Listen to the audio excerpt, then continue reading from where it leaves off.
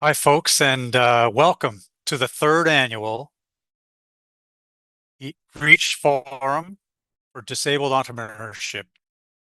My name is Brad Broman, and I'm the Managing Director of IWSCC, Inclusive Workplace and Supply Council of Canada. We've got a great event again this year. It's going to be a lot of fun, thoughtful. I think it's going to be challenging, but also it'll be inspiring. So, what I wanted to say is that, beyond the primary goal of IWSCC to connect diverse suppliers with corporations across Canada to help bring business to those suppliers, we're also a community of shared interest. We are allies. We work together as friends and as fellow suppliers and corporations that want to make a difference in the Canadian economy. So I think that, we're under a bit of fire these days. That's the elephant in the room. And more than ever, working together is important. So this event, I think, is a very good representation of the cooperation, the collaboration, and the energy that comes from working on something together. So without any further ado, I would like to introduce our keynote speaker, a friend of mine, a dear friend of mine, Mayan Ziv, who has spoken here before, and she's an incredible person, disability advocate, entrepreneur, a media innovator, thought leader. She's the chair of the Accessible Travel Journey Technical Committee for Accessible Standards Canada.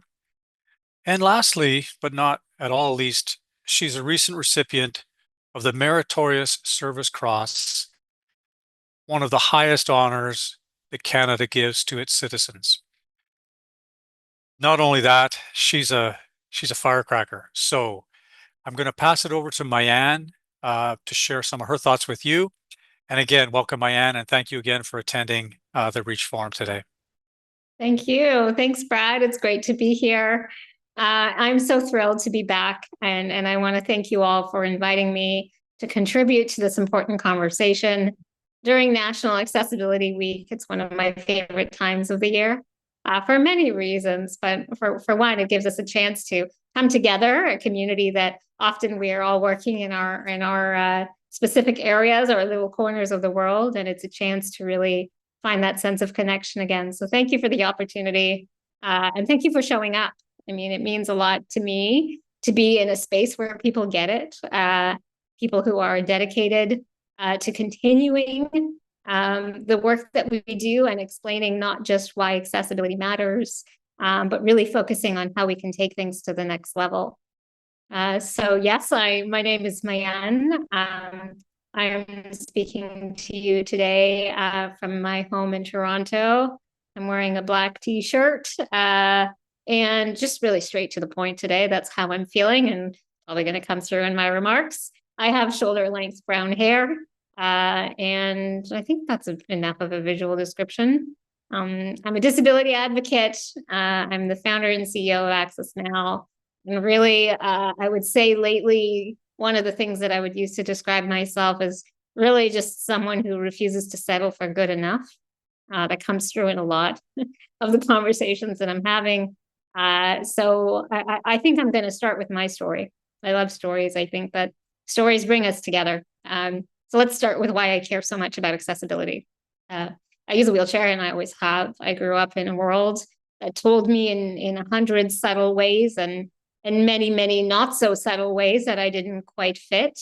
I didn't fit the norm. And that really was reflected in all of the decisions that I had to make, and my parents had to make, and people in my close network have to make, from my school place to work and travel, and even hanging out with friends. It's always coming with a mental checklist.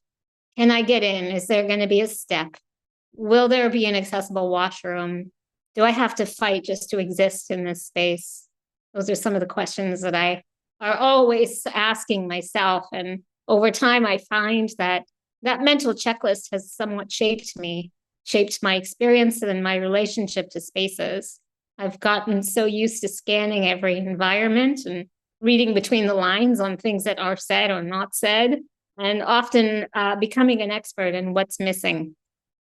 But I'd say that that's also been part of what's lit a fire within me, because I've realized along the way that it doesn't really have to be this way. And that's really what I think shaped the advocate within me. I think what I realized is that I was quite tired of asking those questions and wanted to start creating a world where we could actually build an existing.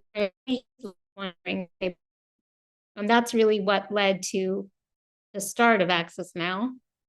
It really started with a simple map to crowdsource accessibility information, and it's grown into so much more. It's grown into a movement, a community, and overall, I'd call it a global push to redefine what's possible.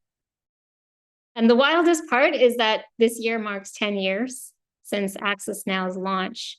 It's quite surreal.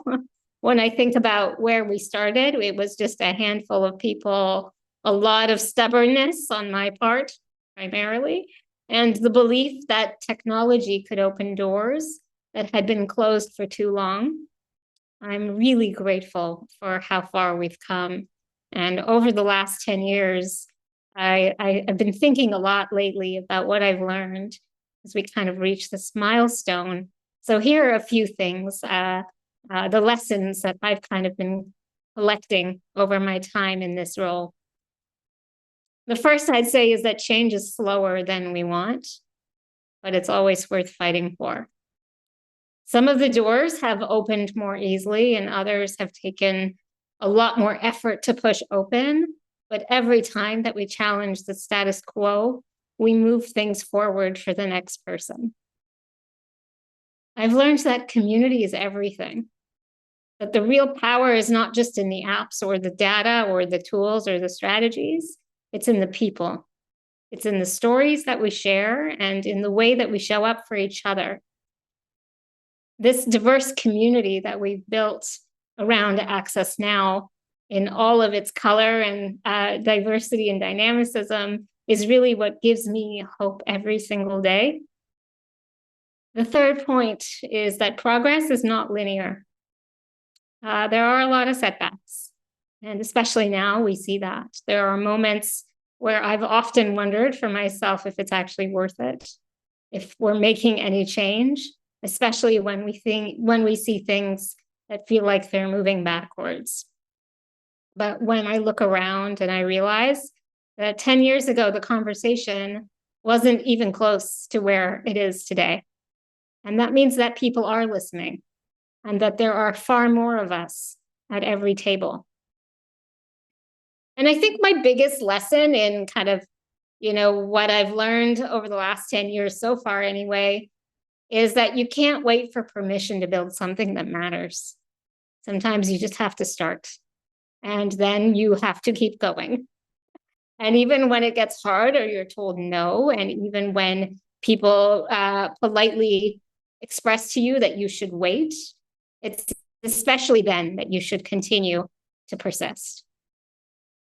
And the reason that I share kind of my lessons is because I think that they kind of matter now more than ever. We've made a lot of real progress to advance the inclusion and rights of people with disabilities. And there are amazing moments to celebrate, but I know that as a community, we are also seeing a lot of backsliding, a lot of efforts that are currently under attack, that accessibility is somehow being reintroduced as a nice to have or something that we can check off as a box after all the real decisions have been made. And I just am here to remind ourselves and also myself that accessibility is not a favor, it's a right. It's a necessity. And it's one of the keys to unlocking talent and creativity and the economic power of millions of people. And that when we build with accessibility at its core, we're not just building for one group, we're building for a world that just works better for everyone. And I also want to just remind us that accessibility when driven by and co-created by the disability community, is the best type of access. When it's woven into the fabric of our cities, of our arts, of our workspaces, it makes us stronger and more connected.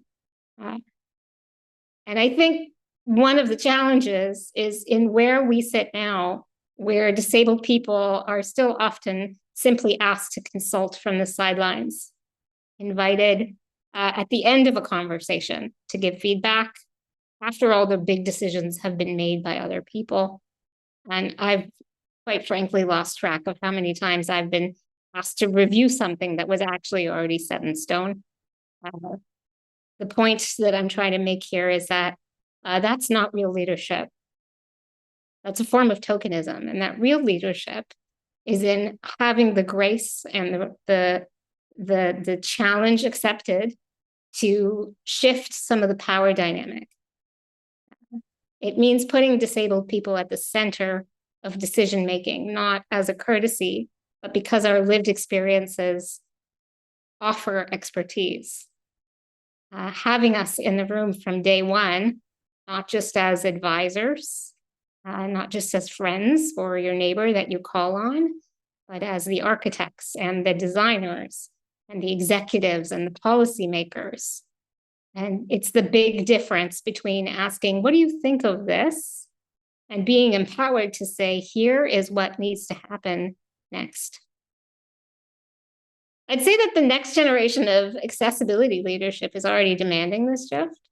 I have the opportunity and the privilege to connect with youth with disabilities as we continue to build out programming that that gives disabled youth the opportunity to define for themselves what leadership looks like. What I've seen from them is that they're not waiting for permission, and they're definitely not satisfied with crumbs. They claim their seat at the table, or often they are building their own tables if necessary. And when we do that, when we create the space, and I'll be so bold as say, when we transfer real power, we get solutions that work not just for some, but for everyone. And I know that that's not always comfortable for organizations or systems that are used to doing things a certain way, used to being in charge in a certain way. But I think if we're really serious about inclusion and true inclusion, it's absolutely necessary to move away from consulting on the edges to steering the agenda from input to impact. And that's the difference between the opportunity to contribute and co-creating with real ownership. And everyone here has the power to make that shift happen. Whether you identify with a disability, you're acting as an ally, you're leading a company, a classroom, a campaign, maybe even a city. Real change happens when we choose to share space and to co-create and to trust the expertise that only lived experience can offer us. So in closing, I'll share with you one of the last things that I've really been working on as the founder and CEO of Access Now in this 10-year milestone for our company, is that beyond policy change, beyond the conversations that we continue to have, beyond advocacy, one of the biggest shifts that we can create is in the cultural shift. And that cultural shift happens when we tell real stories and we connect with real people. It's the vision that we are sharing here at Access Now with our most recent initiative called Access Fest, which you may have heard about online or seen posts about, but in my last few minutes, I'm just going to give a special plug. For the first time at Access Now, we're bringing together the community of people with disabilities, but also allies and advocates and partners and disruptors right here in Toronto, and also will be live streamed on our main stage throughout Canada and anywhere really that you want to tune in to Access Fest. And Access Fest is a celebration of culture and community. It's a space to be bold and loud and to remind people that accessibility is not a side event, but really deserves to be on the main stage. So I invite you, if that sounds interesting, to come to Toronto, or if you're here, to join us on this Saturday to mark the end of National Accessibility Week, to experience what happens when accessibility leads and not follows, to experience culture and connection and innovation that's driven by people who live this every day. I want to thank all of you for the work that you do. I don't know all of you personally, but I have a feeling I know some of you.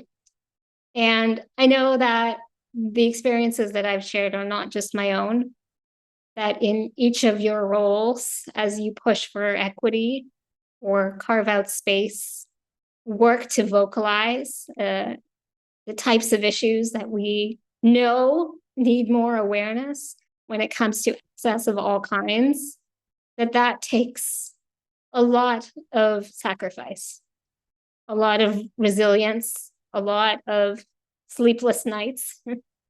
And it's often in this work, it's not a 9 to 5. It carries with you everywhere because it's also deeply personal, and it can be emotional because it matters so much. Because really, at the end of the day, we're here to speak about the chance to belong and the right to do so. So thank you for making space. Thank you for celebrating in your own ways, for being here and collaborating and working together. And I invite you to reimagine what's possible when we challenge the status quo and continue to push forward. Happy National Accessibility Week from me, from everyone on behalf of Access Now. And if you have the chance to join us this Saturday, we'd love to have you at Access Fest. Let's keep pushing that conversation forward and the power forward too. Thank you so much. Thank you so much, Mayan, for joining us today at the 3rd annual Reach Forum. Returning from our first Reach Forum, so much time has passed and so much has changed. At the same time, our mission stays the same, to create space for stories like yours and other stories that we'll hear later in the program today from entrepreneurs with disabilities and their allies to ideally lead by example, just like events like Access Fest will, creating a space that shows that positive change can be done in a positive way and can be represented by members of the community side by side. And allyship and coming together is the way forward, I think, for accessibility and for success for Canadians everywhere. So thanks again for joining us this year. And hello, everyone, and thank you to our audience for joining us as well for the 3rd annual National Reach Forum. My name is Alex Dirksen, and as a part of the IWSCC team, I'll be your virtual MC today. To describe myself, I'm a white man in my 30s with short, brown, coiffed hair. Today I'm wearing some black headphones. I wear blue, round-framed glasses. And today I'm also wearing a dark green down shirt decorated with white flowers. Our next 2 speakers, going off of Mayan's theme of sharing stories, what we like to call our community speakers, because, well, they're from our community. The IWSCC supports disabled-owned businesses across Canada with the help of corporate members like our supporting sponsor today, Bell Canada, who help bring the Reach Forum and our mission to support entrepreneurs with disabilities to life. And I'm pleased to welcome 2 educators, advocates, and IWSCC certified disabled-owned businesses, quite literally from coast to coast this year. We'll be starting on the West Coast. So we welcome entrepreneur, advocate, educator, and neurodiversity consultant Janine Lillian from the Kootenays in British Columbia to share some of their lived experience. Janine, welcome, and thank you for joining us today at the 3rd Reach Forum. Thank you so much. I wanted everyone to be able to see where this voice is coming from before I put my slides up. Thank you, Alex, and everyone at IWSCC. This is such a huge honor, and I know that so many people, not just in country, will be experiencing this via the recording, and I want everyone to know that we're glad that you're here. Also, Mayan, thank you for those inspiring words. And as soon as you started speaking about sharing stories, I thought, oh, good, I went in the right direction today. I feel we are connected, even though we have not yet met. All right, well, I'm going to share my screen, and I just want to thank you all for being here so much. It's a great honor and privilege.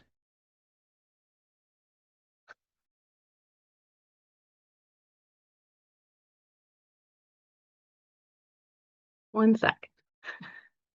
I was so fast at this when we did the run through.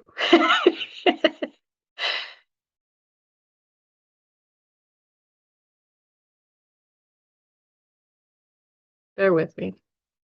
And thank you. Okay, it's going to work now. It's going to be amazing. Alex, you're going to tell me it's there, right? It is. You are good to go, Janine. Oh, thank you so much. Phew. Okay, the hardest part is done. Oh, hello. So yes, it is absolutely my honor and pleasure to be here with you today. And whether you're attending the live event or encountering this on the recording, I really am glad you're here. As Alex said, my name is Janine, and I am a neurodiversity consultant and educator. And when I was preparing for this talk, I kept asking myself, what is the most important thing? What do I really want people to know, regardless of what they're facing right now, what they're wondering about right now, where they're headed, where they've been? And then after I started coming up with some ideas, I kept asking myself, how am I uniquely able to convey that? And I knew that I didn't want to be political. And then I think, how can I not be? This has always been political. This will always be political. And then I didn't want to share a bunch of depressing statistics or terminology about the multiple barriers that we face. And so then I finally decided, okay, I want to show you a bit of my journey and hopefully give you some encouragement and empowerment for your own. So one of the things that I'm known for is really looking at bias in my own mind and in my participants' minds, and then building connection and having that lived experience of how that can take place. So one of the things that I'm also known for is using Zoom in different ways than we're used to. So I want to invite you to turn your camera off, maybe even take your glasses off, and take some deep breaths. Breathing in and out fully. Coming into the present moment.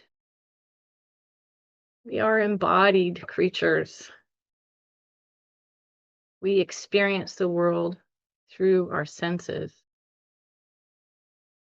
So nurturing ourselves allows us to have a foundation, resilience and safety, some steadiness in the storm.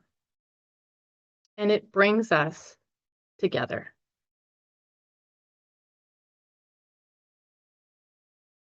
Thank you for that.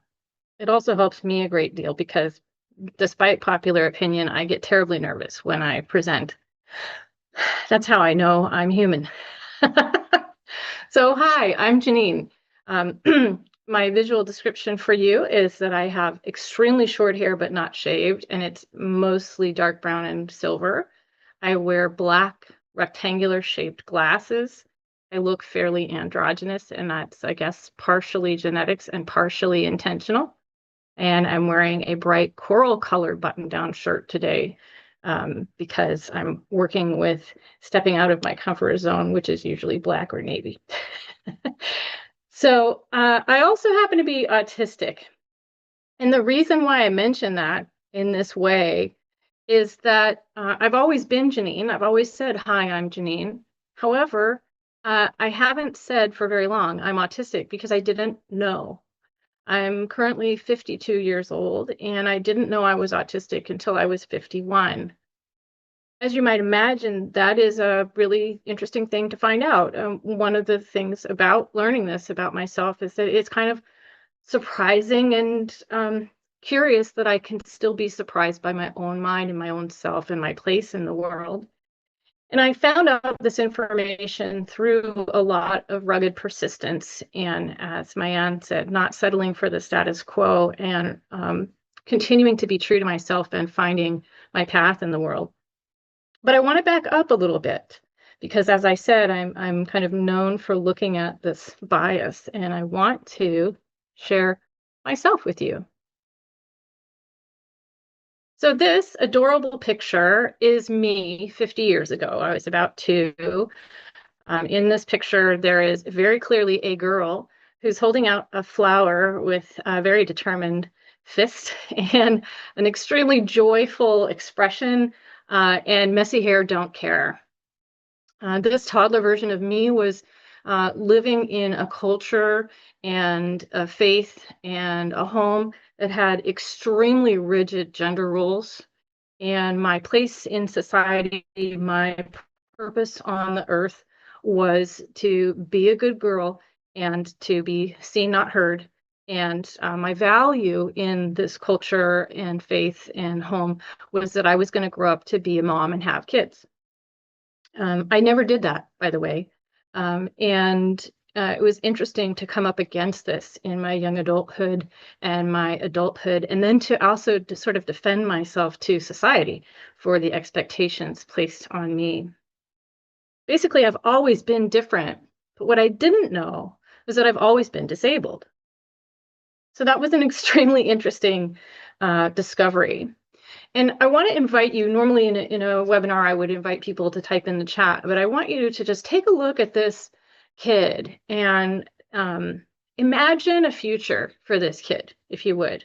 So based on this kid's current attitude and skin color and, just layer up all the things that come to mind that you would think that is going to happen for this kid. So for example, you might think, oh, this little girl has the whole world in front of her, has any path she wants in life, has a loving and supportive family, resources and community supports, and really could go anywhere in the world, career-wise or love-wise, can be anything, do anything. Might also think that this little kid has a fair amount of sass. And I do now.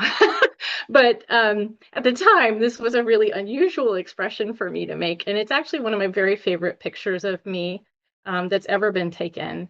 And it's prompted a lot of discovery for myself in a lot of ways to convey, which is why I wanted to start with this to share with you. So we see the world not as it is, but as we are, or as we are conditioned to see it. And this quote by Stephen R. Covey makes its way into most of my presentations because it's a beautiful way to say, when you're looking at that picture of that young girl and imagining all of these things that are available to her, what her life is like, what her life could be like, that she has her whole future in front of her. What you don't know is that you're implementing the 200 plus biases that we all have in our minds. It's very difficult to completely get out of the mind of bias. I don't know that we can, but we can start to turn a lens upon it and go, oh, okay, hang on. My perception is so shaped by that it takes conscious effort to step into a new perspective. So as I mentioned, I grew up in a culture and a faith and a home that had extremely rigid gender roles. What I didn't mention is that I also grew up in a home that had all manner of dysfunction, abuse, generational trauma, genetic disability and mental illness, addiction, and a handful of other things that made the start for that young girl take shape pretty immediately, such that it was an uphill climb to create the person who stands here in front of you today.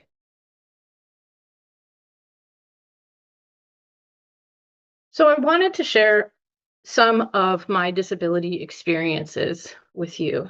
And I wanted to let you know that the word disability, as we use it now, was first used and coined in the year 1545.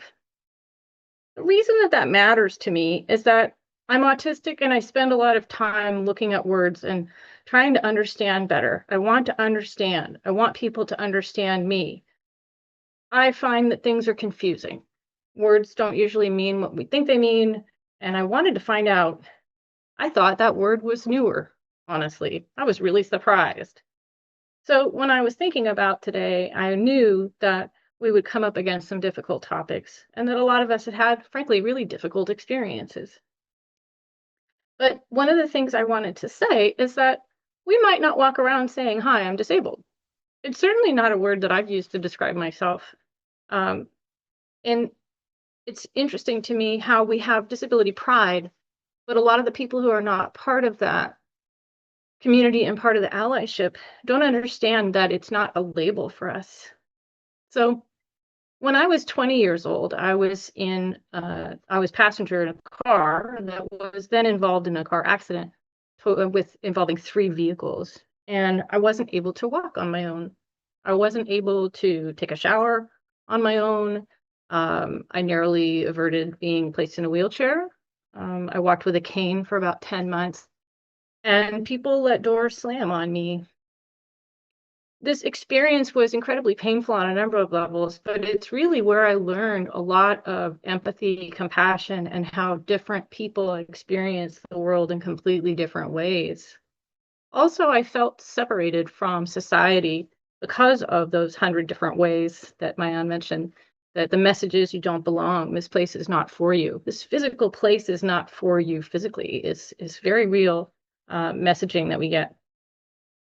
And I also learned that a lot of the things I was doing just didn't matter that much. You know, the long hair that I had and style, and the makeup and the nails and all the girl things I did because I was supposed to.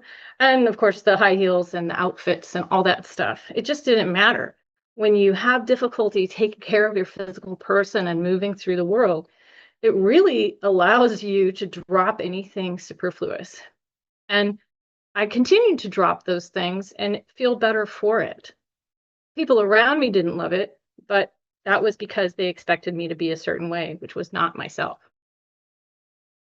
So I do know that whether we have physical temporary disability, or we have permanent disability, or we have invisible disability, I know that we are all whole and complete people living whole and complete lives. The challenge comes from knowing that when we experience disability, which more and more people are experiencing, we don't always feel like we're treated like whole people, living whole and complete lives. And we have both a cultivated resilience and an inwardly motivated persistence. I think this is one thing that makes disabled entrepreneurs more successful and disabled employees more committed.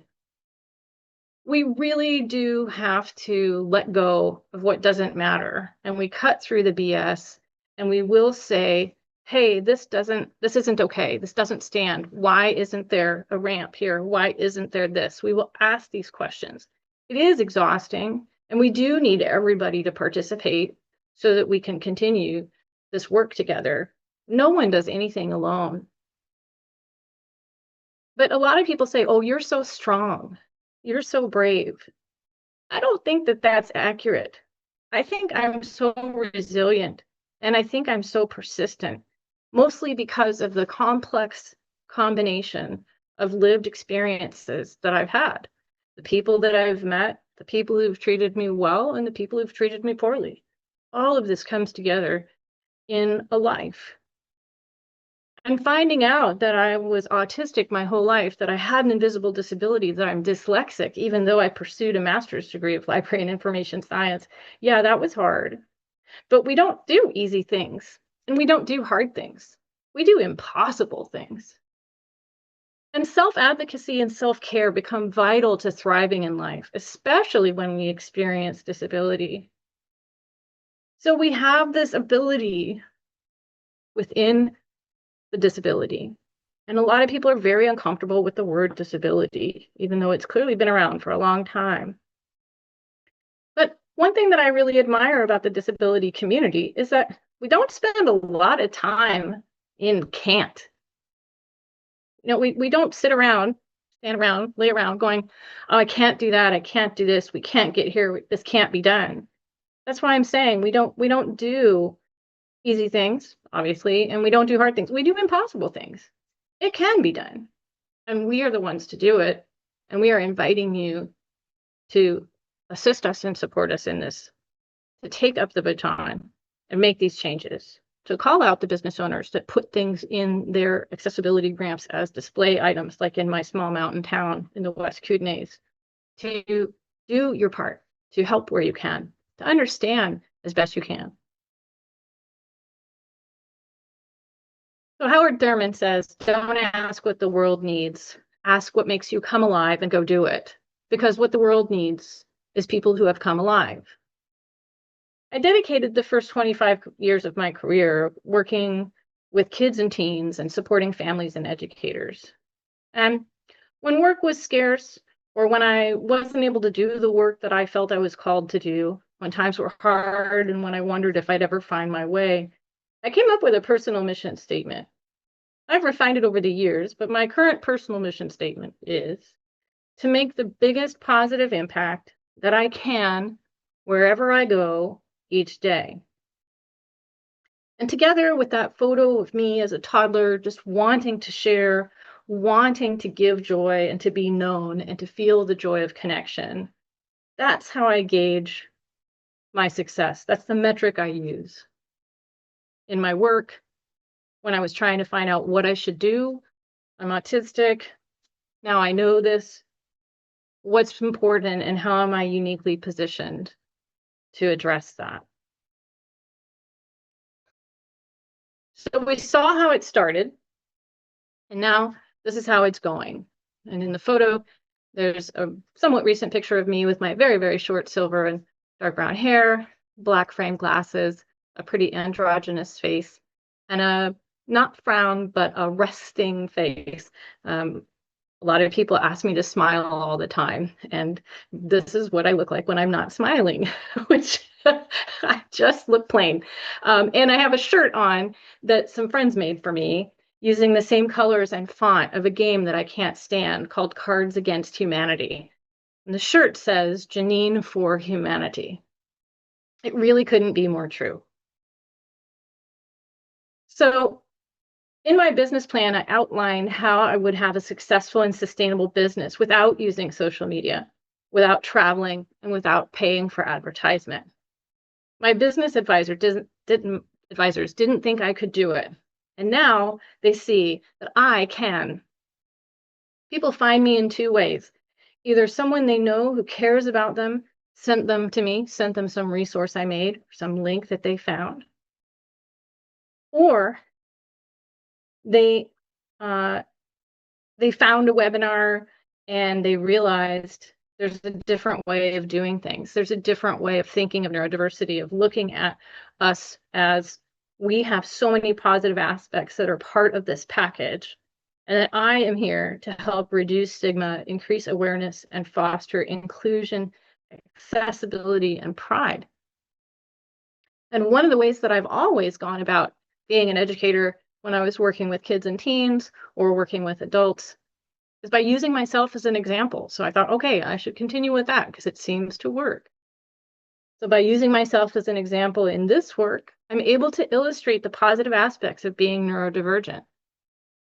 By being true to myself, I'm able to create work for myself that is rewarding and sustainable. And by speaking up, I am able to advocate for myself and many, many others.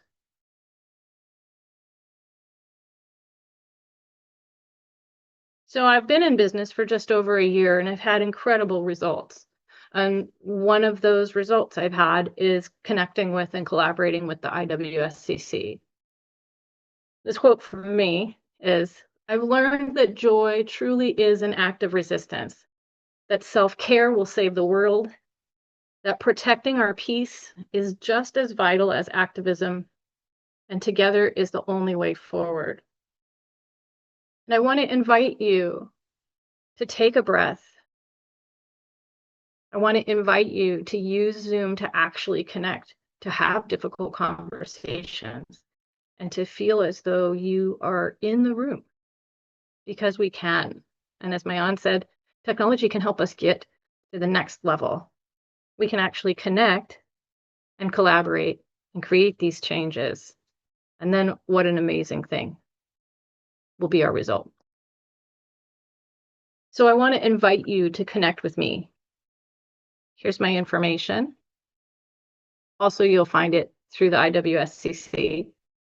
And again, I just want to thank you so much for being here, for caring about these issues, for stumbling upon this event, whether it's live or recorded for you, and for taking the next step, whatever it is, for you, for your community, for us, for all of us. Thank you. Thank you, Janine, for sharing your story with us, for sharing your insight and your unique lived experience. It's just as you said, through sharing unique experiences, allowing us to free ourselves to create and laugh and love, just as we have ambition and drive to build businesses, to build communities, and to build a path forward. Best path forward is together. So thanks so much for being together with us today at the Third Reach Forum. Now, we've heard from the Kootenays, and as Janine said, the best way together, the best way forward is together. So let's all move forward to our next speaker together. We'll travel all the way to the other side of Canada, to Cape Breton Island, Nova Scotia. There, you'll find a business celebrating its 20th year, providing education specialized for children and adults with learning disabilities.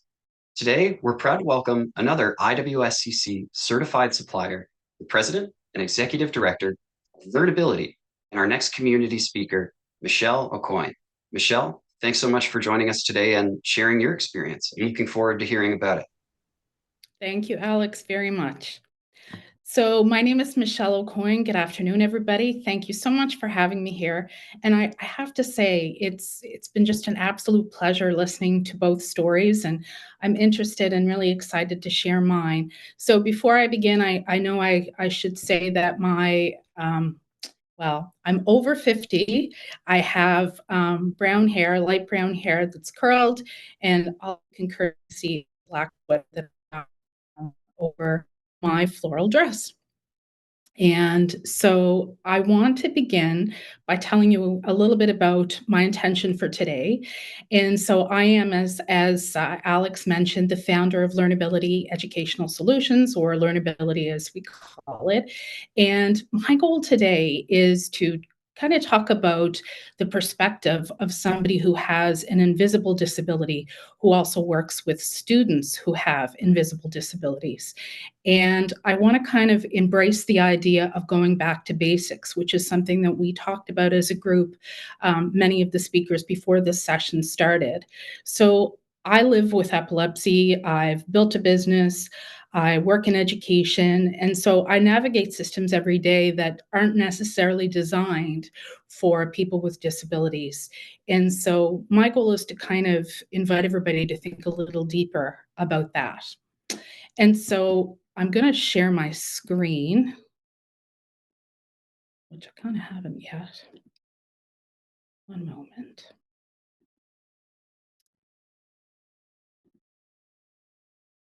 And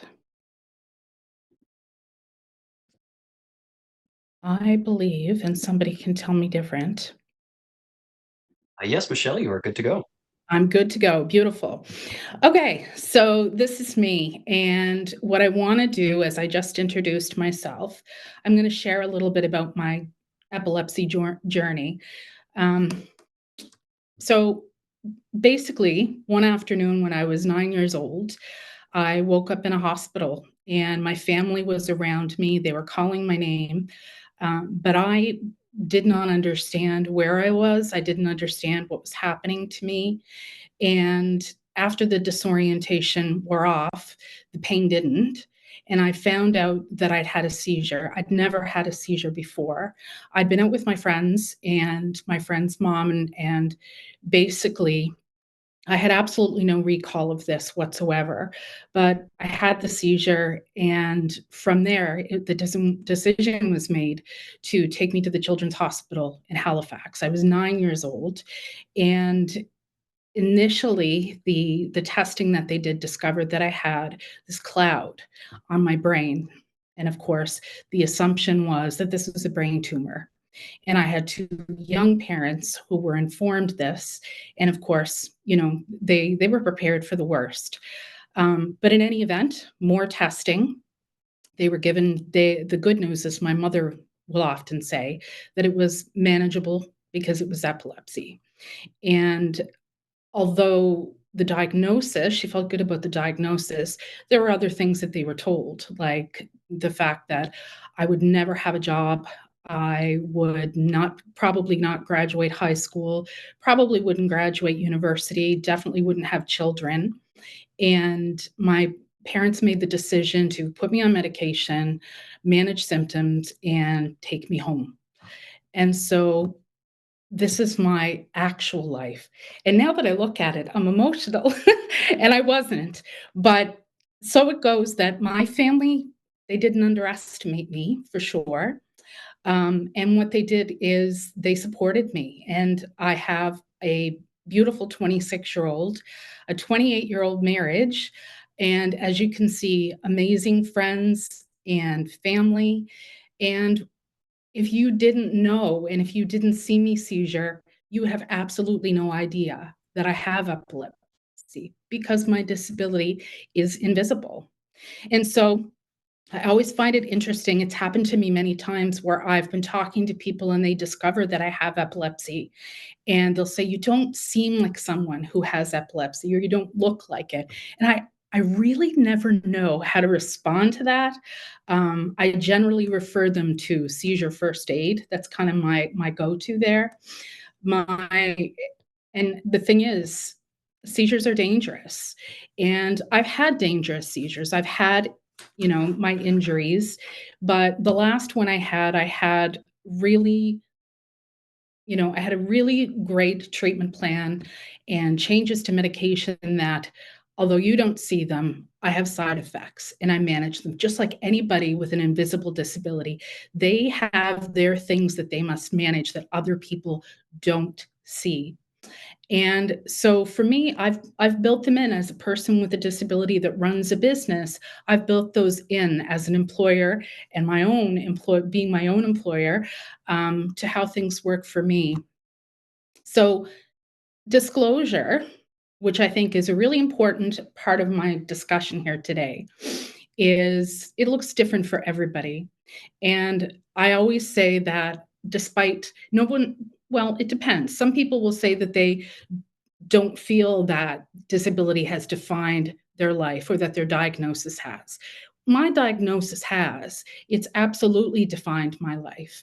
And so I can tell you that the role in disclosure in terms of my life has been very limited. And so in the initial stages of my career, I was very afraid to tell parents, because I work in education, that I had epilepsy, because I was afraid that they wouldn't want their kids to work with me. I was afraid to share it with colleagues for fear that they'd be uncomfortable working with me. And so I hid it. I often hid it. And I will tell you, the interesting thing about hiding it is that only really 10 years ago, when I was contacted by a former neurologist from the IWK hospital, she had reached out and was reaching out to different previous patients who were diagnosed in 1970s and 1980s, because at that point they wanted to know how well they did or didn't do in their lives. Because to be honest, some people with epilepsy have not had, the kind of results that I've had. I'm on medication and will be for the rest of my life, but I'm 15 years seizure free. Not everybody has that blessing. And so when these researchers reached out to me and they sat down and asked me questions, they also shared the stories anonymously, but shared the stories of other people and what their life experiences were. And I was particularly interested in the children, the teenagers, and the young adults. when they talked about their mental health issues as a result of seizures, and the difficulties that they had physically, and that they had no life expectations for success. And I thought, what am I doing?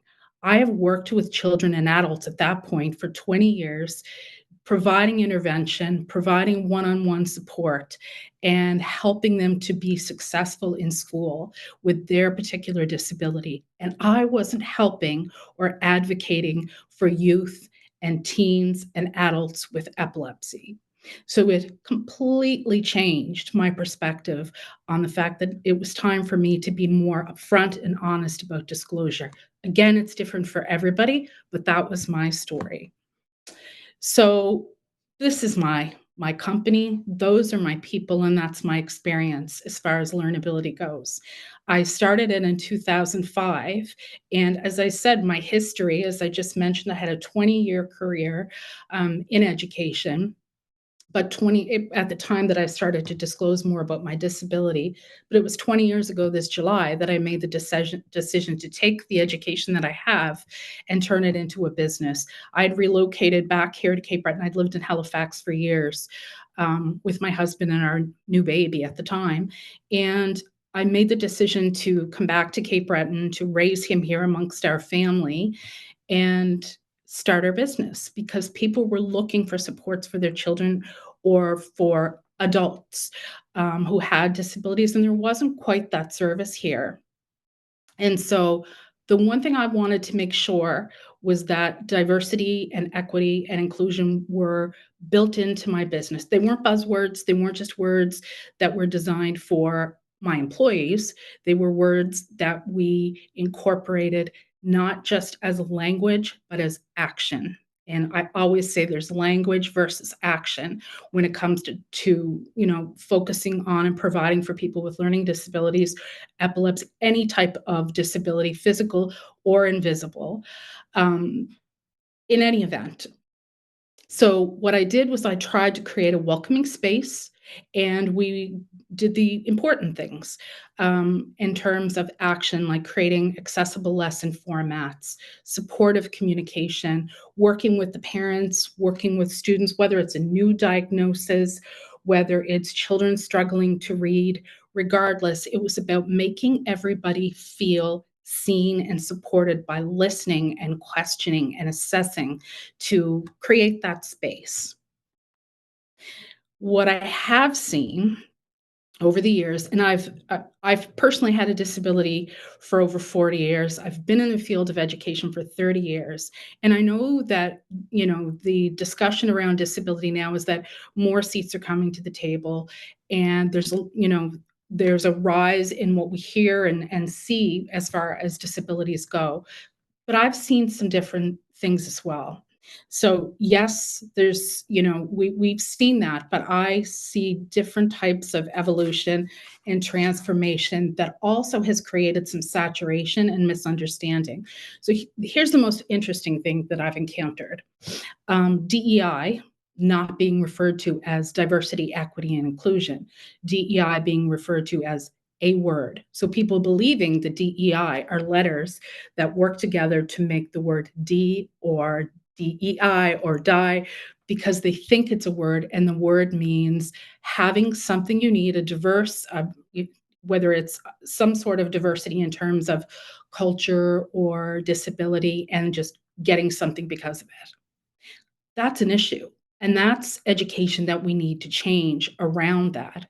And some of the other things we're seeing, like I said, we talk about there being a lot of language, and there is a lot of language. And so we can see an overuse in terms. I hear people using neurodiverse in corporate checklists and as as slogans or brands, but do they actually know what those terms mean? We have to dig deeper. We can't just lump everything into, generic diversity, especially for things like invisible disabilities. In my experience, in working with students with learning disabilities, autism, ADHD, having epilepsy, it's I've had people say it's harder to believe that someone has the disability. I've heard it from teachers, I've heard it from professionals. When they can't see it, they often don't give validation to the actual disability. What I believe is that there needs to be, and you can kind of follow along there, but I firmly believe that we need to do less language and we need to do more action. DEI is something that's ongoing. It's an active effort. We have to move away from slogans and check boxes. We have to take away some of the terms, and we just need to work at getting people to sit on at the table.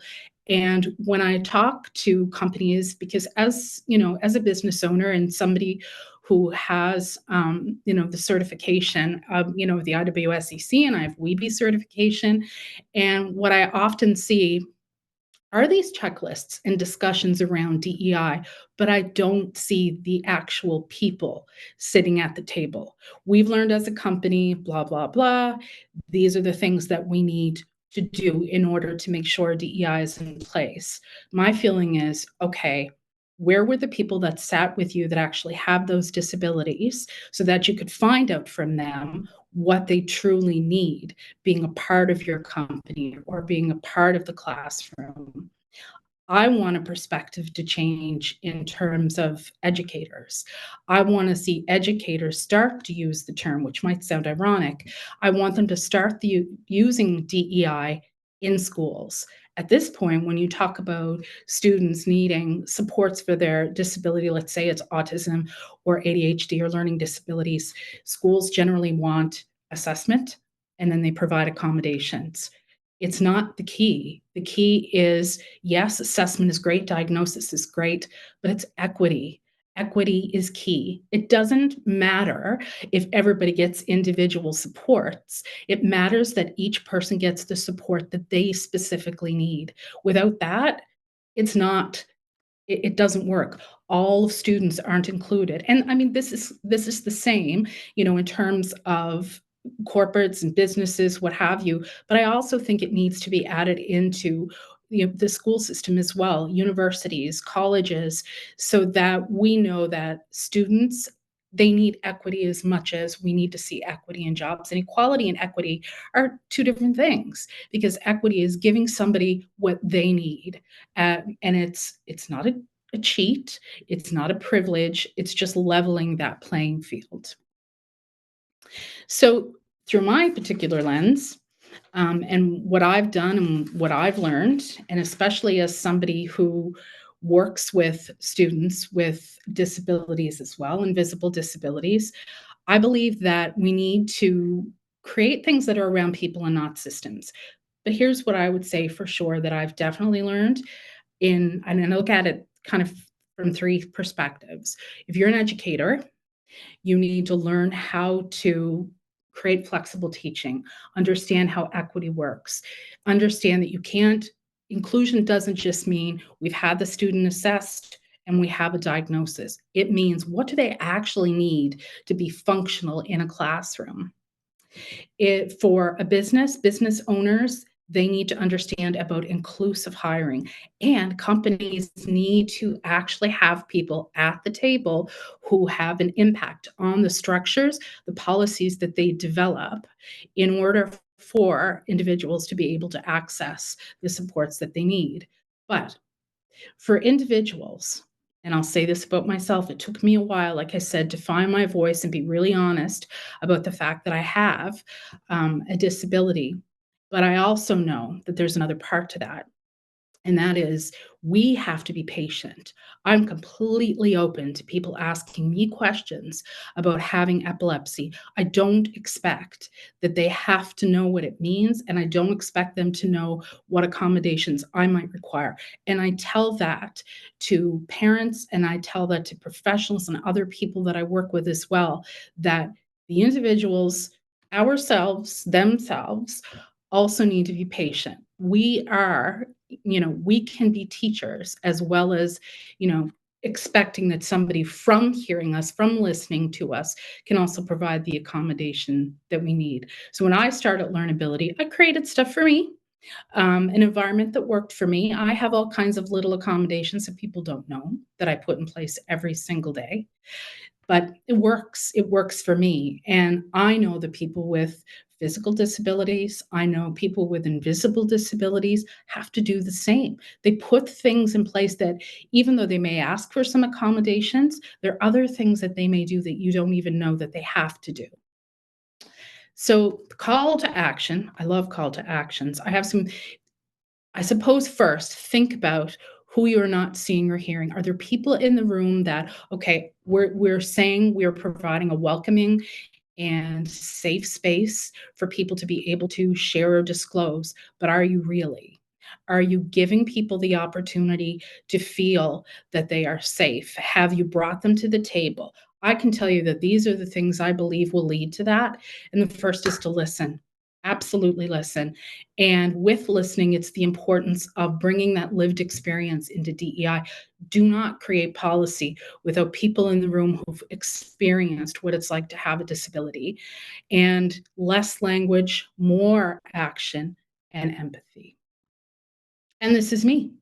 And so I know we are quite busy at this point, but if you have any questions or ever wanted to reach out to me, my information is there. But then, of course, my information is also available through the IWSCC.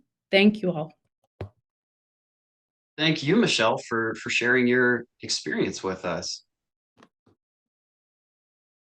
Thank you. I think a common thread from all of these stories, Michelle talks about listening, patience, and empathy. Janine spoke about allowing people to be their best selves and to be their honest selves, and allowing ourselves to do that too. And Mayan talked about the value of coming together to build community and to lead by example. And I think the common thread there is that these are all transitive ideas. These are all ideas that take more than just one person to accomplish. By coming together, even at an event like Reach, at an event like Access Fest, coming together in your community to support others and to welcome them and to give them a seat at the table is the first step toward creating impact and change. Part of the way that IWSCC creates impact and change is that we're Canada's national certifying body for veteran-owned and disabled-owned businesses. We support entrepreneurs from coast to coast, but we're just one part of a community, a large network all over Canada of organizations dedicated to supporting a strong Canadian economy with room for everyone with ambition. In the same way that we support entrepreneurs with disabilities, organizations like ours promote accessibility, equity, and positive change in their own ways. And I'm very pleased to welcome representatives from two of those organizations to talk with me about how they create change and impact in their communities and how they share our vision for a Canadian economy, marketplace, and workplaces that are welcoming to all. Joining me today to talk about how they help British Columbians with disabilities start their entrepreneurial journey is the project manager of the Entrepreneurs with Disabilities Program for Community Futures BC, Randy Butts. We're also joined by Frank Fagan, the Assistant National Director of Ready, Willing, and Able, an organization guiding employers to build more inclusive and accessible hiring practices in workplaces. Randy and Frank, welcome, and thanks for joining me today to share a little bit more information about your organizations and how they create change here in Canada. Thank you. Thank you. Like the sound of music, I think the best place to start is at the very beginning. So we'll start with a straightforward question, which is, what is your organization? What is its mission, and how does it support Canadian professionals with disabilities? Brandy, I'll challenge you to go first, if you don't mind. No, absolutely. I represent Community Futures, British Columbia, which is one of 34 network offices throughout BC, but also a bigger body of 267 offices throughout Canada. Our program is delivered through remote, so it's accessible to all BC residents, regardless of whether they're rural or urban. And we support small businesses right from ideation and startup, so creating business plans and cash flows to get them launched, to succession planning, to finishing and selling or moving on in their business. Excellent, comprehensive, and a great way to help folks get started. And Frank, could you tell us a little bit about Ready, Willing, and Able and what its mission is and how it supports Canadians with disabilities? Sure. So Ready, Willing, and Able is a federally funded project of Inclusion Canada and the Autism Alliance of Canada. We've been around since 2014. We essentially, in a nutshell, we work with employers across the country to increase the labor force participation of persons with an intellectual disability or who are on the autism spectrum. We work with employers directly to generate jobs. We then connect those jobs with a network of over 250 supported employment agency partners across the country who represent job seekers. Matches are made, people go forward into the jobs, and then we work with the employer, the agency supporting the employee to provide any necessary on-the-job supports and make the job a success.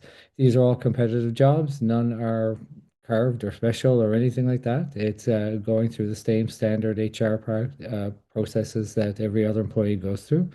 And we've supported people at all levels in all sectors, so entry, mid-level, and upper professional level.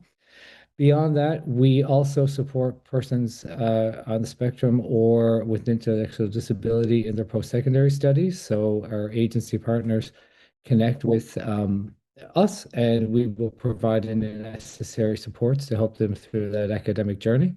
And we also support entrepreneurs. So we have we provide on-the-job supports for entrepreneurs who are running their own businesses, as well as having a matching granting program that will match portions of primary funding. And we carry that out with a number of agency partners across the country, most notably RISE. So we've been around, as I said, since 2014. We've just passed 5,600 jobs generated, persons gone to work. We supported about 500 entrepreneurs and about 500 post-secondary students in that time as well. Phenomenal, a comprehensive list of ways to support. And for any audience members who this might be your first exposure to the IWSCC, I'll answer for us as well. The IWSCC, as I said earlier, is Canada's national certifying body for veteran-owned and disabled-owned businesses. We work with entrepreneurs and businesses of all sizes, owned, operated, and controlled by a majority of persons with disabilities, veterans, or a mixture of those two communities. As when we were founded, our founders found that there was quite a lot of overlap between those communities, and so aim to support them both. We offer networking opportunities with some of Canada's largest purchasers in corporate Canada and all levels of government, from municipalities all the way up to the federal government. We provide connections. We also conduct research to support our cause and to promote advocacy and awareness, some of which we'll get to talk about a little bit later. In general, we aim to support both the purchasing end of the economy with the supplier end, and help meet them in the middle and create more opportunities. Frank, I'll switch things around for this question. It sounds like Ready, Willing, and Able has a pretty comprehensive list of opportunities for support. Is there a right person or a best person to reach out to your organization for support specifically? Or in other words, who does Ready, Willing, and Able support best? Well, we support if you are an autistic job seeker or a job seeker with an intellectual disability and you are finding the labor force hard to navigate, which is often the case. That is clearly our ideal candidate in terms of to go into the jobs we generate. Bearing in mind, we actually generate the jobs, work directly with employers. We don't work directly with the candidates, so we work with the supported employment agencies to represent them. But yes, reaching those people who are looking for assistance in employment, reach out to us.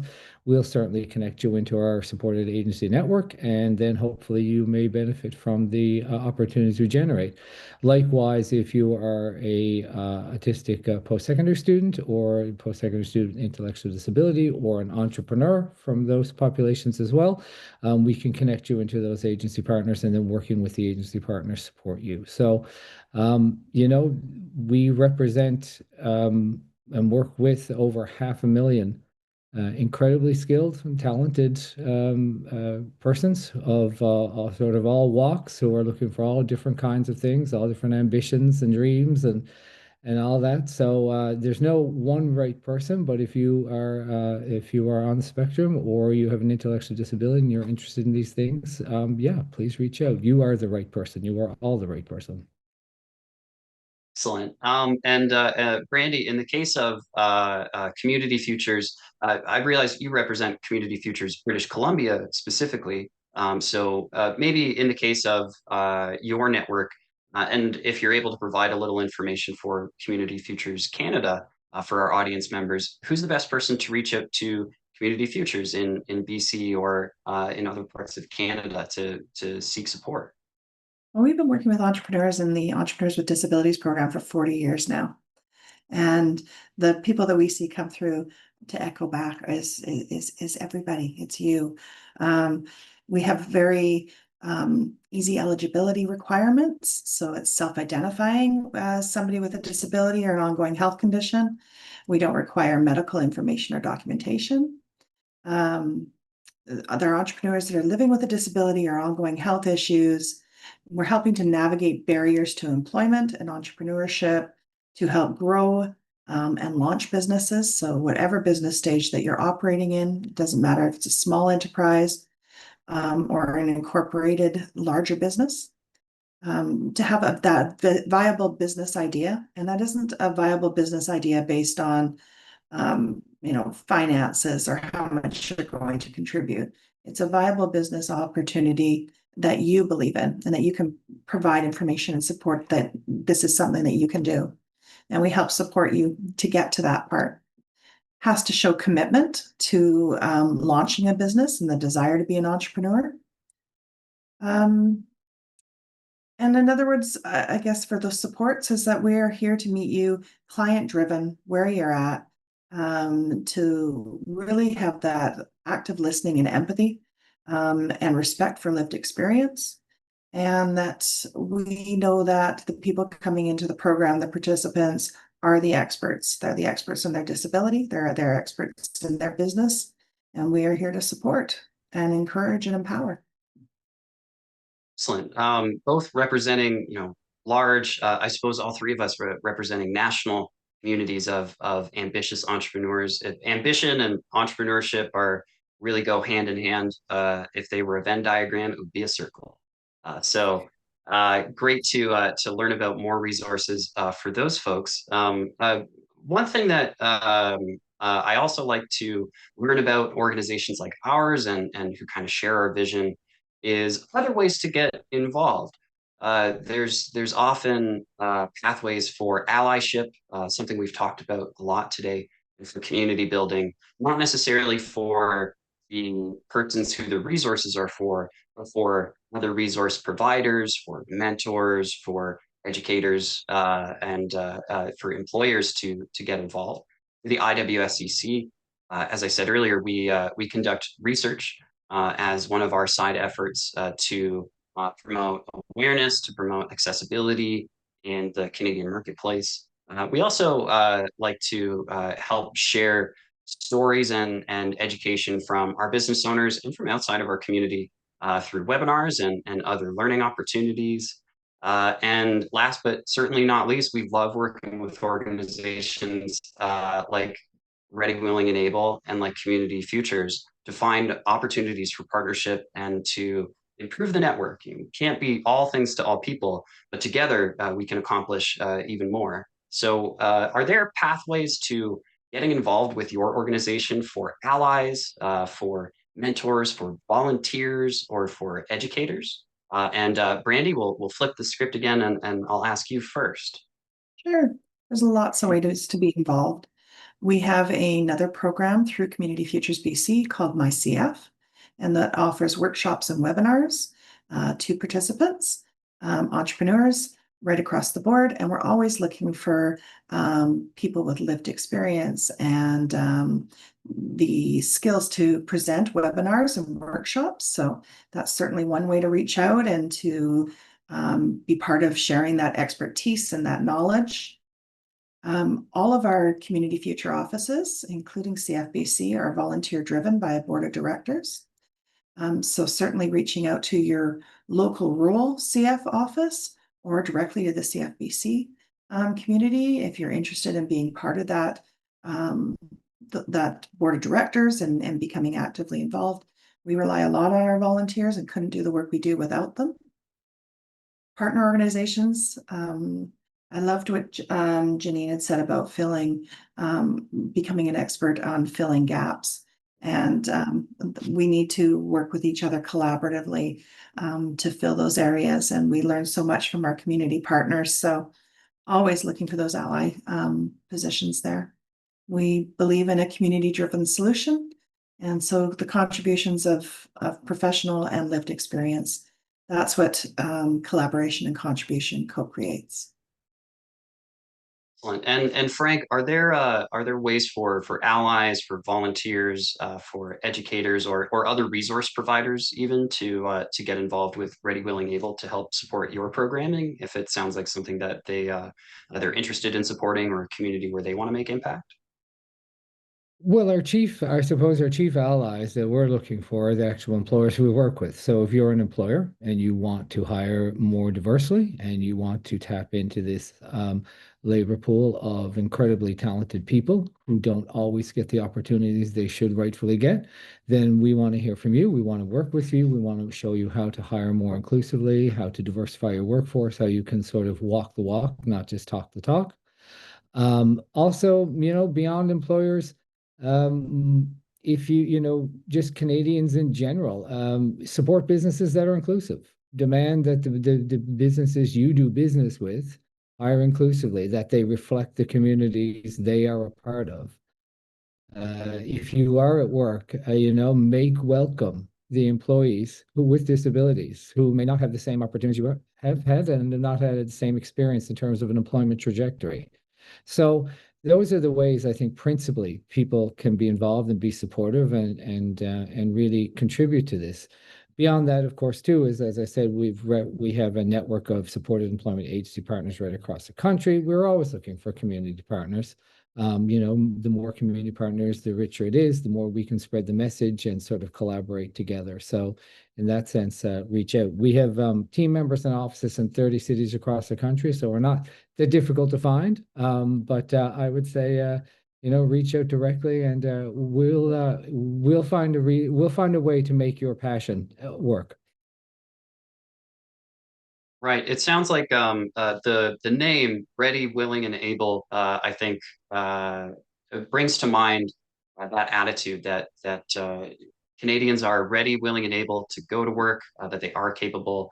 And I think that's a quality that all our organizations share, that as resource providers, as community providers, whether it's networking opportunities, entrepreneurship support, or access to a seat at the table, as it were, a foot in the door for a new innovative idea.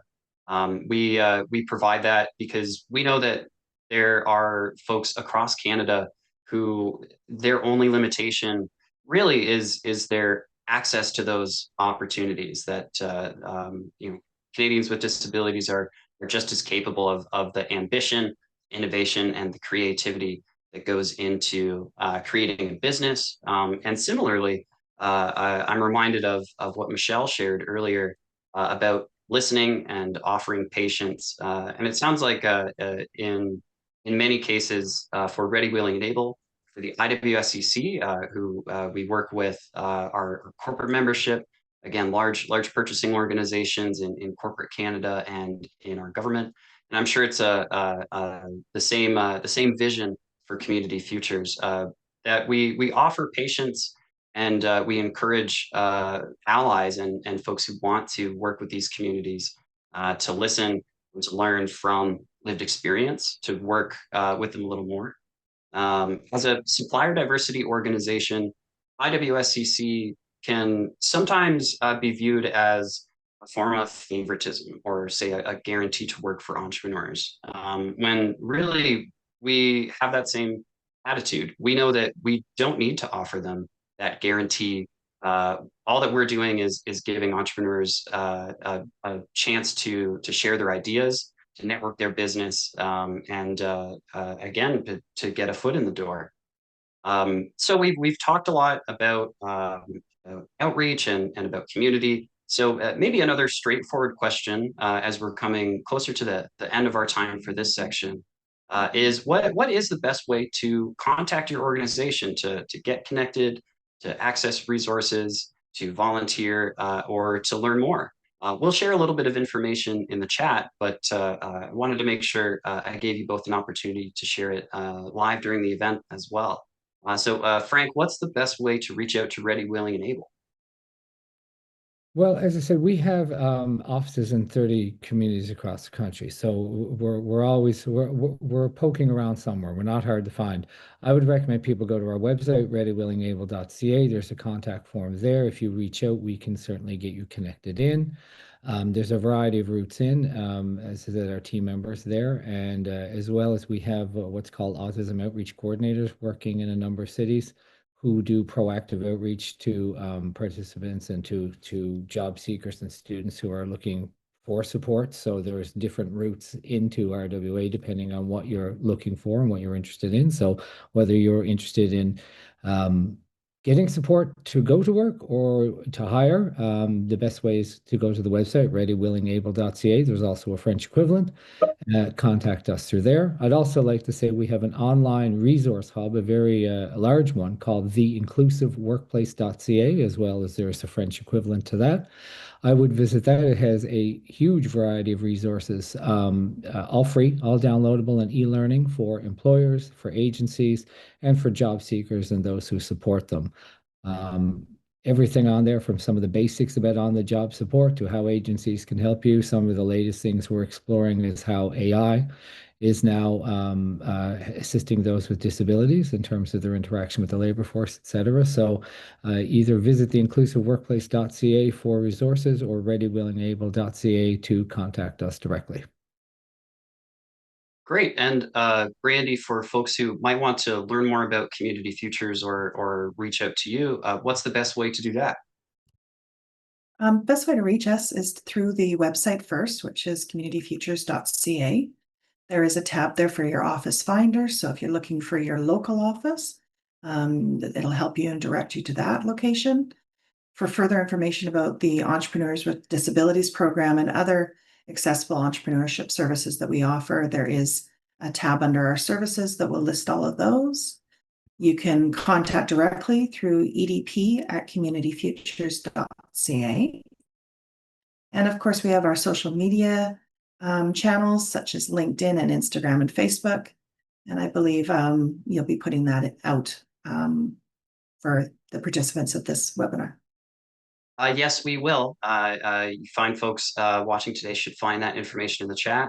Or if you're looking to learn more about Ready, Willing, and Able, or about Community Futures, or maybe even about the IWSCC, you can also visit us at www.iwscc.ca/reach to learn more. There's links to their websites there as well. Frank and Brandy, thank you so much for joining us today and participating in the Reach Forum. Before we say goodbye, is there anything else you'd like to say to our audience today? I would just like to say thank you for the opportunity to come in today. It's been a privilege. This is something that we're very passionate about, very committed to, and deeply, deeply committed to. And we know that we're taking steps forward. So thank you for letting us share that. And I'd just like to echo what Brenda said. Thank you for inviting us. We're delighted to spread the word and work with others who are just as passionate about creating inclusion and diversity. We firmly believe that, you shouldn't have to be extraordinary circumstances to get an ordinary opportunity that every Canadian gets in terms of going to work. So the more that we can spread that around and work with those who do that, the better. Excellent. Well, again, Frank and Brandy, thank you so much for joining us. Ready, Willing, and Able, Community Futures, and you're an ally or someone looking for support. And thank you again for being a part of our forum. Thank you. Now we'll move on to an exciting part of our event, which this year at our third National Reach Forum is new.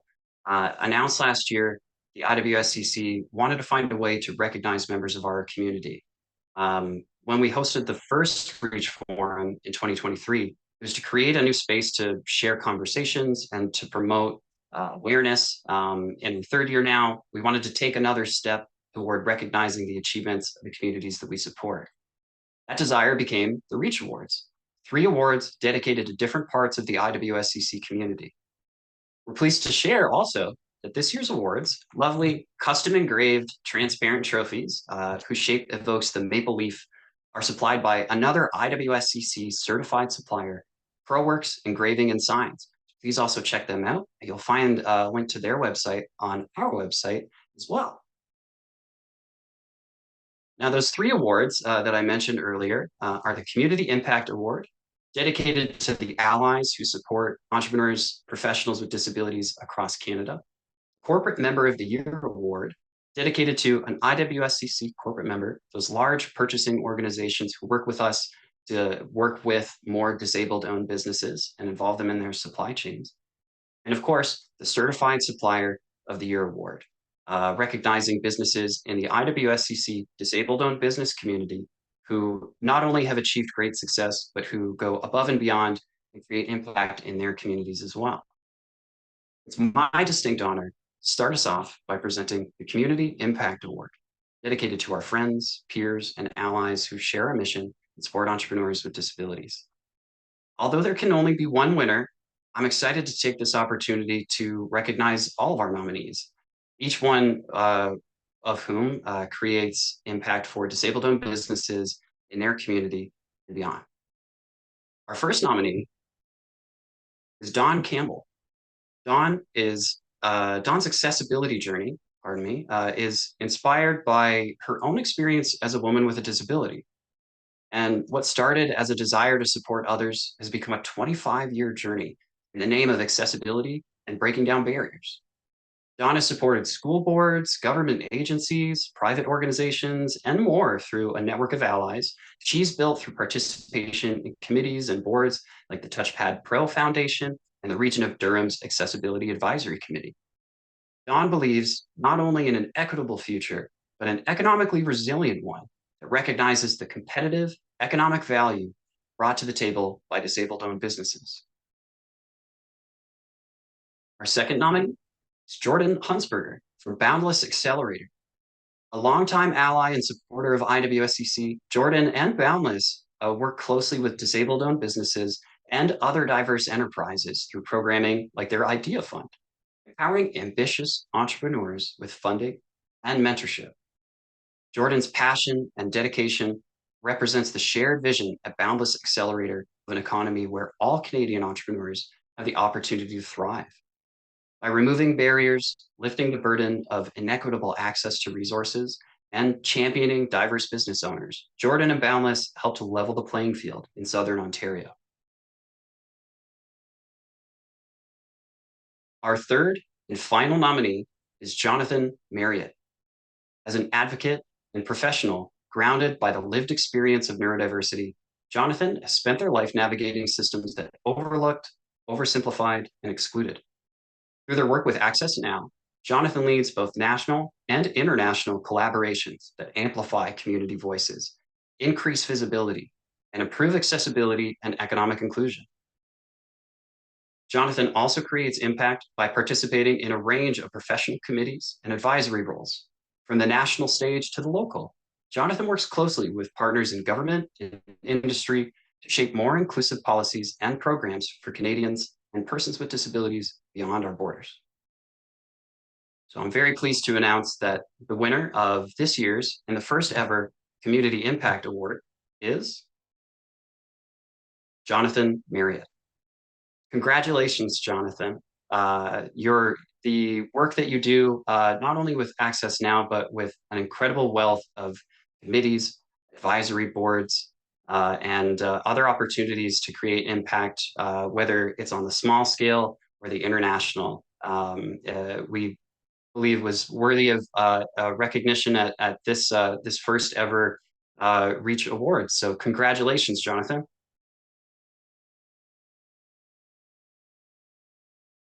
Thank you. This is Jonathan speaking. For those of you that can't see my photo, I'm a white male in my early 40s, and I have dark blonde hair with a bit of grey in there. I speak to you in a strong English accent, but I'm very proud to be a Canadian citizen. When I first heard that I was nominated for this award, I was genuinely touched. And honestly, I was a little taken aback. And the reason why was I never got into this work for recognition. I got into it because it felt like something that I wanted to do, something that I wanted to be part of. I've also seen how much richer and more vibrant our communities become when everyone's included.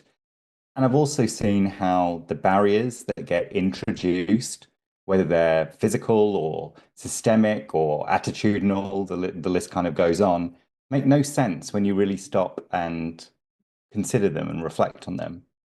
I've always believed that every difference makes a difference, but I've actually never really stopped to ask myself if I was making one. And that's all I've ever really wanted to do. Like most people, I end up finishing one project and then I move on to the next.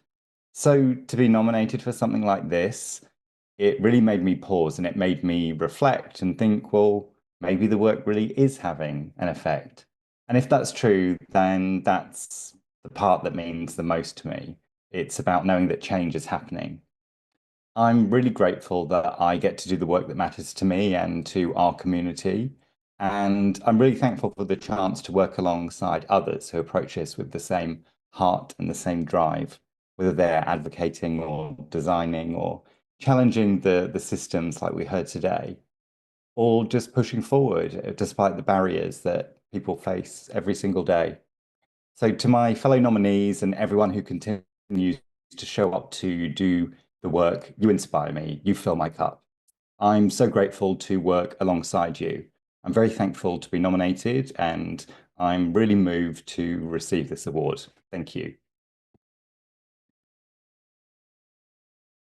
Yes, thank you, Jonathan, again, for all your hard work and dedication to supporting this incredible community, which creates impact across Canada, whether it's here at the Reach Forum or in your own neighborhood.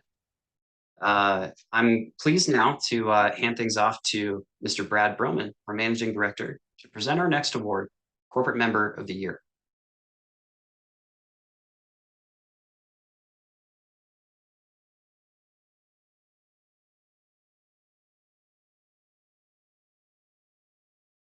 Better unmute here.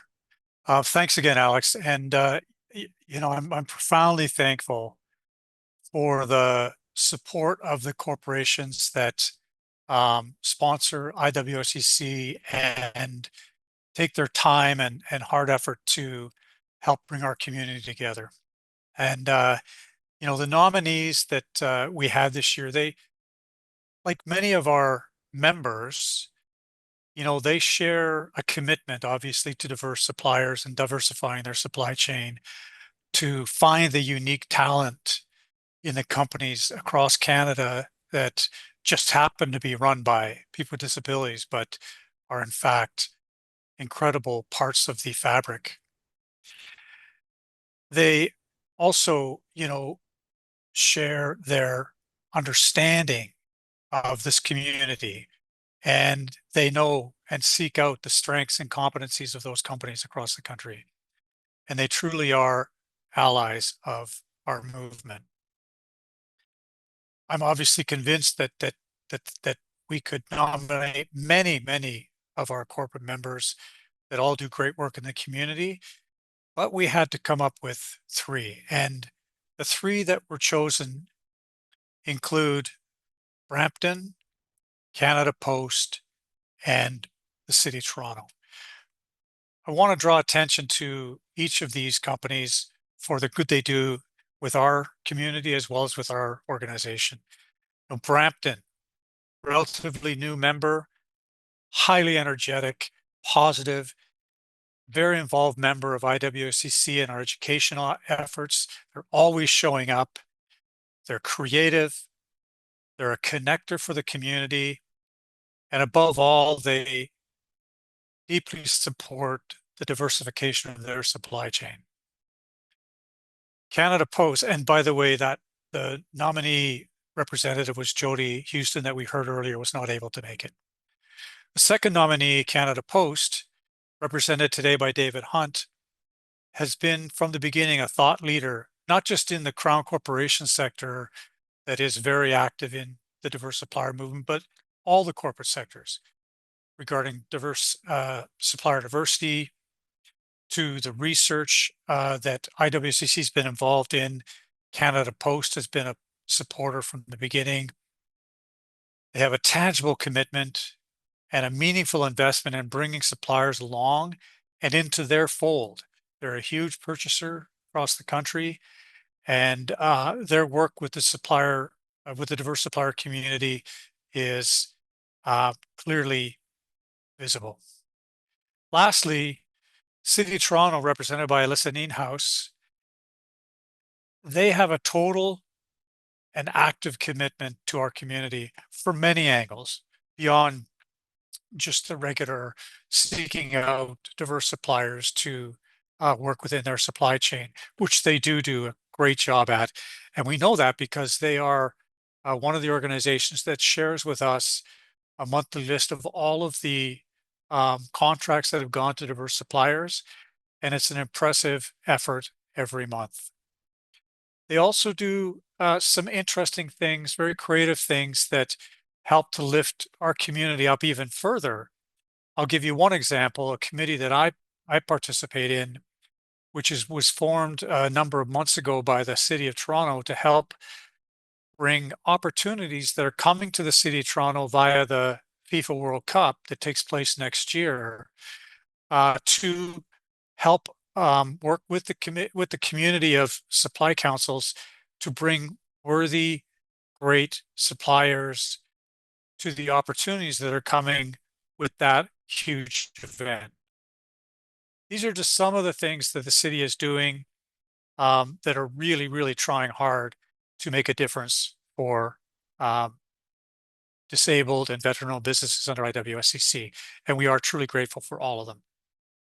However, only one can be the winner this year, and I am pleased to announce the winner for 2025 is the City of Toronto. Alyssa, if you wouldn't mind saying a few words, I'd appreciate it. Thank you.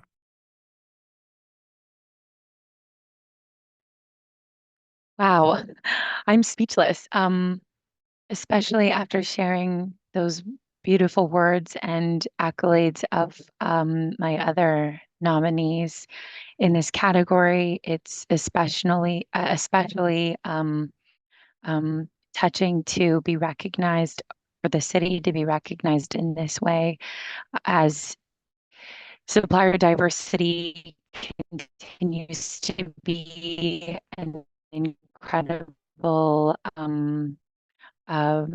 objective for us, but truly something that we are integrating into and across all of our purchasing practices throughout all 49 divisions within the City of Toronto, truly harnessing our purchasing power and the capabilities to show up for our supplier community, our diverse supplier community, and really engaging thoughtfully in how we can do that with each of our certification organizations. And so looking at ways that we can connect specifically with disability-owned businesses and entrepreneurs, and continuing our efforts to successfully see their integration and diversification of our supply chain.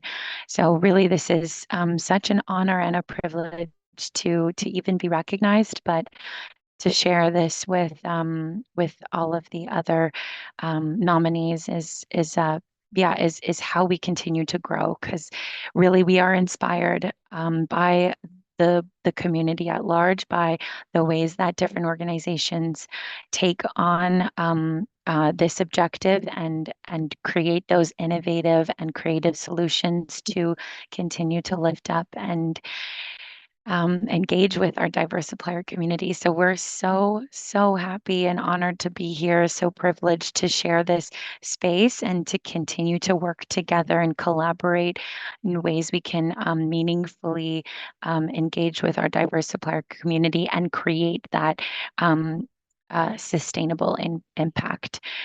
Thank you so, so much. I'm still so shocked. I'm very grateful. Yeah. And thank you to Alex. I'm so grateful to work with you and continue to do that meaningful work into this year.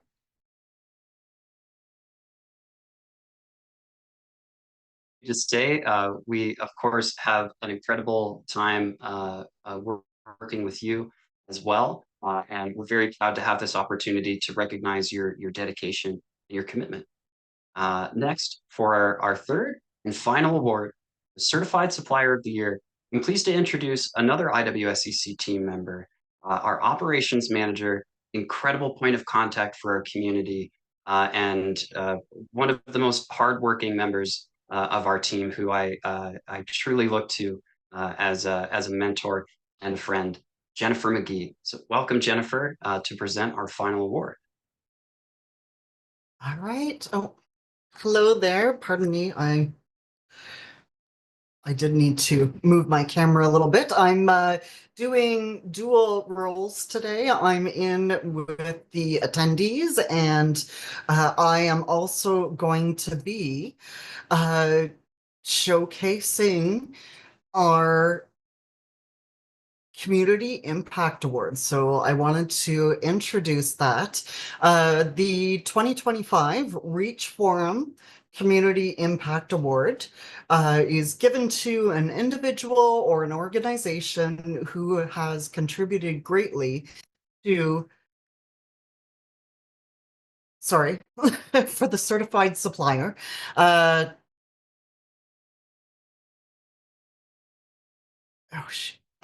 This award recognizes those hardworking people and teams support entrepreneurs with disabilities, and their creativity that they lend, the how they support their communities, how we support each other, the connections that they make, not just for growing their businesses, but for bringing everybody along with them. So I wanted to introduce you to our nominees. So first we have CJ Graphics with Jay Mandarino, the owner and CEO. We've worked with Jay for quite a few years now, and I'm always impressed with what he brings to the table, the energy, the attitude. When he sent in his list of qualifications of why he should be awarded this, why CJ Graphics should be awarded, it was lengthy. I can't begin to explain or show the amount of effort that Jay puts into his business, into his coworkers, into his employees, and back into the community. He has founded and created CJ Skate Park, which is a place for disadvantaged youth to go to learn to accomplish something, to be themselves, to grow a skill that they can be proud of. Jay is supporting and growing future leaders and future community members. The amount of awards that he's received, numerous.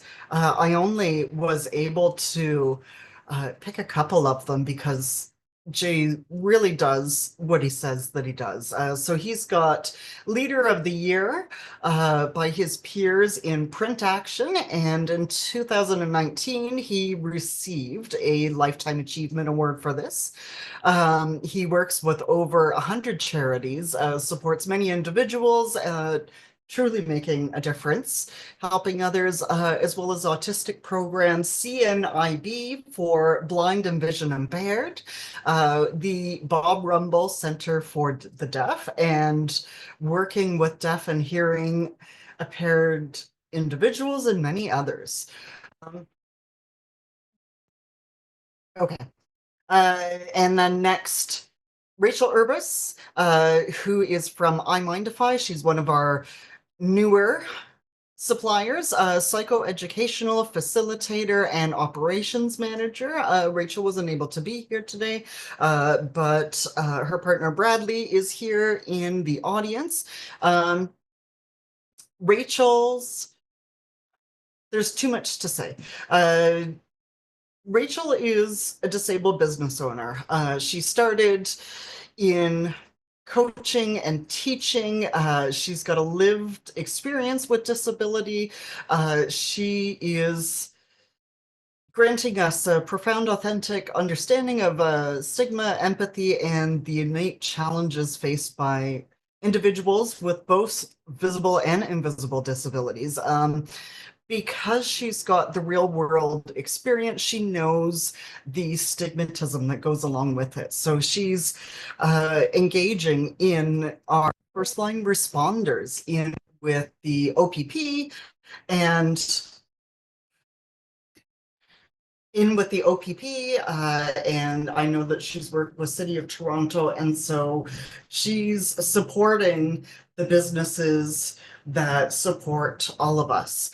And then last of us, we have Learnability with Michelle O'Coin. You've heard from her already today, founder and executive director of Learnability. So as you met before, 20 years in business, her main focus is on identifying individuals may have been undiagnosed as children and then thus underemployed as adults.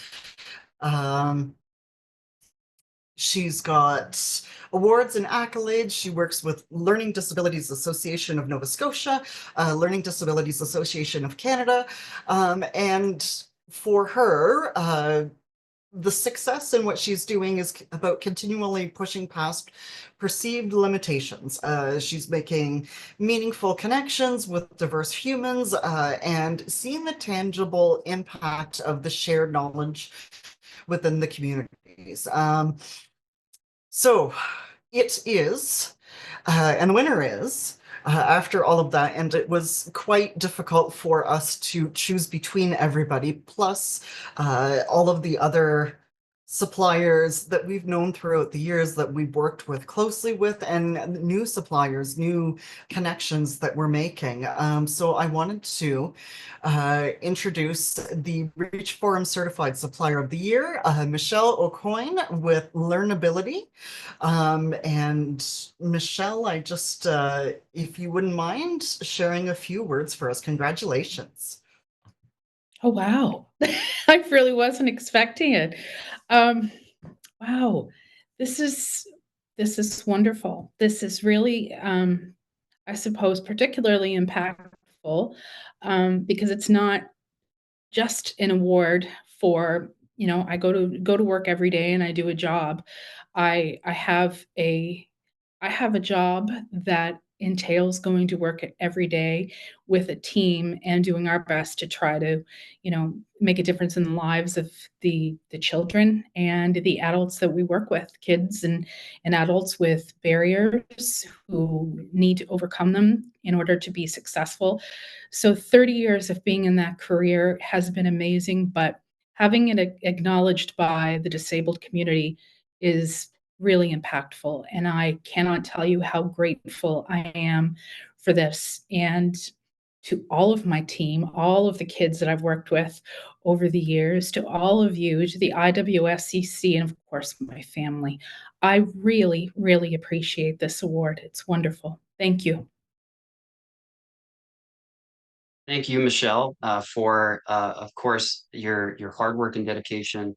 Congratulations to Learnability, and of course, to the City of Toronto Corporate Member of the Year, and again to Jonathan Marriott for our Community Impact Award. As we celebrate some of the members of our community, I hope to challenge everyone listening to celebrate the professionals and business owners with disabilities and their allies in your community too. Now, I'd like to extend a personal thank you to everyone who joined us for our third Reach Forum. As part of the IWSCC, I have the privilege to learn from members of this community every day. So I hope you all learned something new today too. By joining us today, you become a part of a shared vision for a Canadian economy that is dynamic and creative, one that is uplifted by the unique experiences of all Canadians with the entrepreneurial spirit. Although I have to say goodbye for now, IWSCC will continue its mission to bring together disabled-owned businesses and their allies across Canada. And if you'd like to learn more about any of the businesses, programs, speakers, award winners, and nominees you saw today, you can visit us at www.iwscc.ca/reach to find more information, links to their websites, and maybe learn a little bit about us too. Again, that's www.iwscc.ca/reach. With that, I'll say goodbye for today and hand things back to Brad to share some announcements from IWSCC and close this year's forum. I wish you all a fantastic rest of your National Accessibility Week. Thank you so much, Alex. And again, to echo your words, thanks to everybody that participated. I just want to take a couple of minutes and share with you 3 exciting announcements / projects that we're working on. The first one, the Canadian Accessibility Marketplace. It's going to be a space for veteran-owned and disabled-owned accessibility service providers and their trusted allies to advertise their goods and services. It's going to be a public directory hosted on our website for anyone to use to help accelerate their accessibility journey. This came about, following the passing of the Accessible Canada Act in 2019. A number of our corporate members were coming to us and saying, we want to get going on our accessibility journey, but we don't know who does what best. And this has happened over and over again. And we thought, IWSCC sits at a unique intersection between the Diverse Supplier Program and accessibility. And we want to help lift all of those service providers that are helping make accessibility a priority in our country. And so this marketplace is going to be for folks to be found by our corporate members and others. How will it work? Accessibility experts in a number of different areas are going to be vetted. And who's going to vet them? Our community. We're asking our suppliers to nominate members to be part of that directory. These are going to be folks who are leaders in their field of accessibility service provision. And we want them to have a higher profile through the IWSCC website. So these are going to be folks that are what we would call a trusted ally of our members, and they are going to be able to join IWSCC as an associate member with certain privileges, not all privileges, but certain privileges, including being part of this directory. And we hope to launch this in September of this year. We've already got a prototype working, and that will be done in the next few months, so over the summer. If you have any ideas about how to make it even better, we can listen to you and add to that as we get ready to launch in 2025. The second announcement I wanted to make was the recent publishing of the Accessible Procurement Research Project. This was a collaboration with Adaptability Canada, a diverse supplier from our community, Carleton University, and Ernst & Young, EY. This was a multi-year project to identify at a global scale the barriers facing companies and individuals in navigating procurement systems around the world. We've got the final report just published about 3 weeks ago, and there are some tremendous insights in there about how we can do better in procurement and the kinds of areas that we may wish to follow up on research. IWSCC is proud to be a thought leader in this area, and we will be hosting some events in the near future to provide people with a briefing on that report. But meanwhile, you can go to our website and you're able to then connect with Adaptability Canada to download that report. Lastly, I want to bring to your attention a project that we talked about back a little ways, and that is Diversity Match. Again, this was something that came out of pain points that we heard from our corporate members, which was it's really hard to make sense of all the information we get from different supply councils with different suppliers and what they do and what their competencies are and how ready they are to do the business that we need done. So IWSCC is a proud partner of this project, which has been led by two diverse owned businesses, one Adaptability Canada and one Prompta AI. Working together, they've developed a platform to help aggregate all of the suppliers in the various supply councils and provide ability that will allow corporate members to more easily find and do business with diverse suppliers. It's been designed both by and for diverse suppliers, and it has got a pilot project going right now with PwC, PricewaterhouseCoopers, and through that pilot project, we will get it ready for full implementation within the next 3 to 6 months. This service will be free to all of our suppliers and always will be free to all of our suppliers. And we're proud to be a partner in this project, an advisor to the team, and we really look forward to seeing where this goes. Any corporate members that are on this call that want to get a demo, contact me or anybody with IWSCC, and we will work with Adaptability Canada and Prompta AI to arrange a demo of that system. It's going to be super exciting. It's going to be really, really great. Now, that is all for my announcements. Again, thank you to all of you. And thank you for participating today. I think we're pretty close to on time, which is a miracle. And thank you to all the speakers today that stayed on time. I've been asked to just pause for a second and make sure that there aren't any last minute points to be made. I think we're okay. I think I can let you all go a few minutes early, but again, such a privilege to have you with us today. So much fun working with y'all, and we're really looking forward to taking it to the next level over the coming year. Again, on behalf of IWSCC and the team, Alex, Jen did a great job today. Really appreciate your effort, and everybody else that participated, including our super hardworking signers, the SL team from Maple. Thanks again, and we'll see you all next year or before that.